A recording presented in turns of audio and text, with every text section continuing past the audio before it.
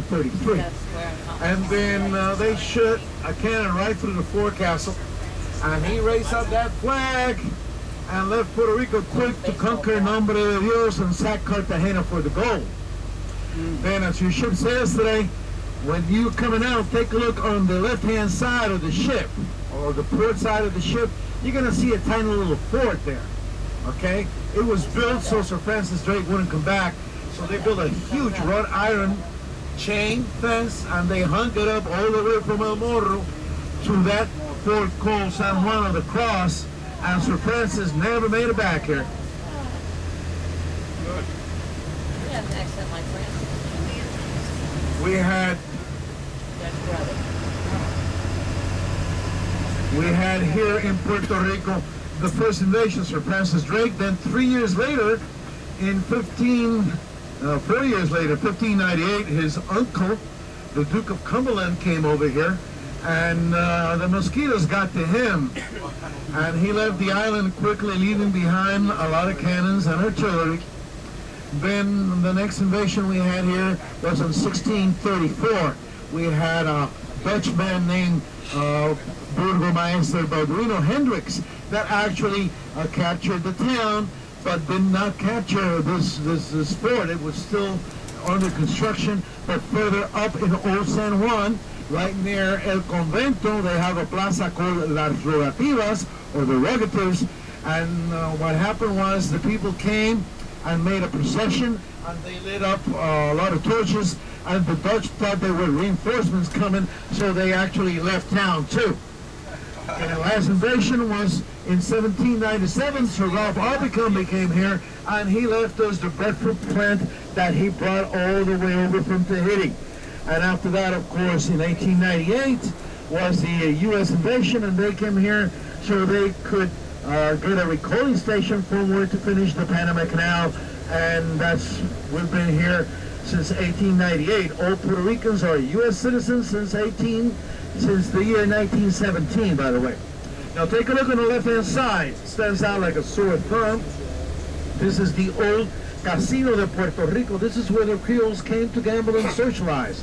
Today we welcome foreign dignitaries here, but if you remember your movies well, you could recall watching Sylvester Stallone coming out of these doors and Antonio Banderas trying to shoot him from that building up there in the movie called The Assassin. Remember that? Oh, yes, yes. This is where it was shot, right here. Right. What was that Tahitian plant you said that was? Breadfruit. Breadfruit. The plant of breadfruit. It's like a round, small basketball. We eat it, we bake it, we cook it, we fry it, very much like we do the plantains. Right. Now here on the right-hand side, Tapia Theater, a copy of La Scala in Milan. Inside, there's not a single metal nail inside. The acoustics are fantastic. Caruso sang here on his way to open up the Opera House in Manaus, Brazil, during the Robber Baron days.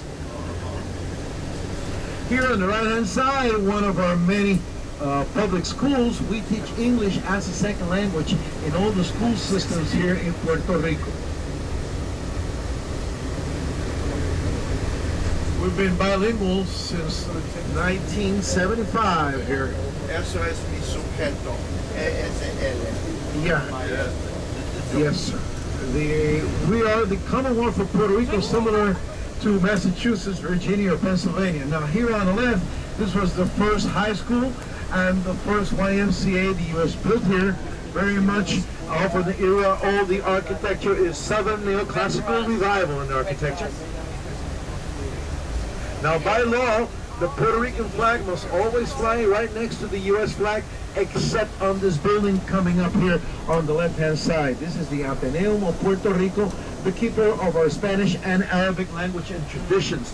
When anybody important passes away, they bring him here first before they take him to the rotunda of the Capitol.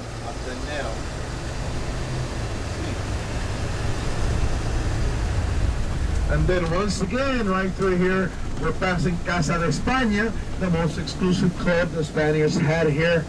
And the fountain in here is a copy of the Fountain of the Lions found at El Alhambra in Spain. Today, it is a private restaurant. A lot of weddings are out here, and it has so many beautiful fountains and patios inside. Beautiful.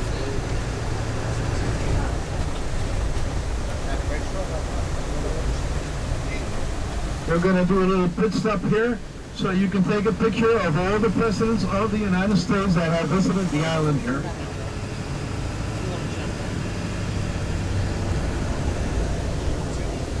The first one is Mr. Teddy Roosevelt. He came here in 1898, and one of the first laws he signed was to make a UK the only tropical rainforest in the entire U.S. forest system right here. And then we have Mr. Hoover, we have Franklin Delano Roosevelt and his little dog Bala, and then we have Mr. Truman, and then we have President Eisenhower, we have President Kennedy, Lyndon Baines Johnson, Gerald Ford, which actually made the headlines of our old English newspaper that we have here, because when they were putting up the statue, it kind of fell. Okay, and at the end is Mr. Barack Obama. But let me explain something you cannot have in the United States. On Christmas Eve, they close up this avenue. They place the Philharmonic Orchestra here on the left, and at 12 o'clock, the floodlight shoots. The Philharmonic is playing Pablo Casal's famous opus, The Manger, and when those doors open, inside you can see something you cannot have in any government building back in the continental United States. It's a larger-than-life manger scene, and it remains there till January the 6th, the day of the Epiphany, when our Christmas officially ends. Now, please step outside, take your pictures. We'll be here for about 10 minutes.